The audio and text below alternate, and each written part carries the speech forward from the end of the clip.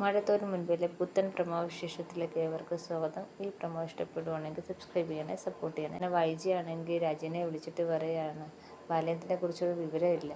മാത്രമല്ല എൻ്റെ ടെൻഷൻ ബാലേന്ദ്രൻ എന്നെ അലീനയും വിളിച്ചുകൊണ്ടാണോ പോയെ എന്ന് രാജുവിനോട് പറയണം. അപ്പോൾ രാജീവൻ ചോദിക്കണം, അതിനെന്താ, അല്ല അങ്ങനെയാണെങ്കിൽ നമ്മൾ തോറ്റുപോയതിന് തുല്യമല്ലേ എന്ന് പറയുകയാണ് വൈജ. അപ്പോഴും വൈജയുടെ ടെൻഷൻ അതാണ്, എൻ്റെ ബാലേന്ദ്രൻ്റെ മുന്നിൽ തോക്കുമോ എന്നുള്ളൊരു ടെൻഷനാണ്. ബാലേന്ദ്രൻ്റെ കൂടെയാണോ അലീന, ഇതൊക്കെയാണ് ഇപ്പോഴും വൈജയുടെ ടെൻഷൻ. എന്നെ കാണിക്കുന്ന ബാലേന്ദ്രന് കോഫി കൊടുക്കുന്ന അലീന.